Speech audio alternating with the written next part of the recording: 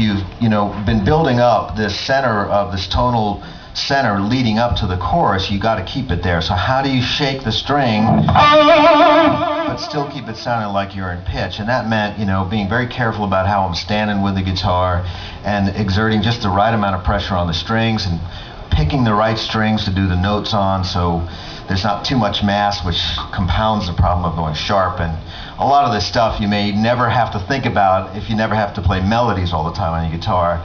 But my gig is just like melodies and solos and melodies and solos for like 2.5, 3 hours every night. So that's why I start to focus in on this, and it's very interesting for me how you can really make or break a song with these subtle little things about intonation. You can really use being flat or being sharp to your advantage sometimes.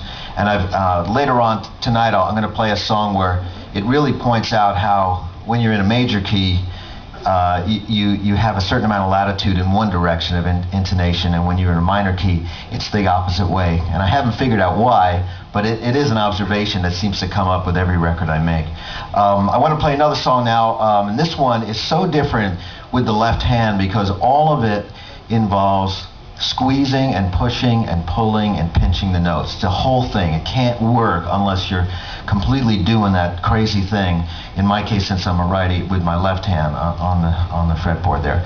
And it's a real workout for me, but it's kind of cool. Sometimes I used to think it's because when you use a scale with less notes, you start to think, well, I've heard this note before. They're coming by more often because there's less variety, and you feel moved to sort of do something to it. And I'm not sure about that one either. That's a theory that's kind of floating around in my head right now. But it might just be that the style of it, maybe every time you're working on things that are supposed to swing, you've got this extra millisecond or so to put some English on the note, and it seems to make the whole thing work. Now, I gotta warn you, the beginning fakes a lot of people out because they think it sounds like some sort of unusual time signature or something, but it's not in any unusual time. It's just a swing thing. It happens to be in 6 in the beginning, and if you're just doing this while it's going along, it really sounds like it could have been a big band song a number of decades ago. But it does have only 2 clicks in the beginning.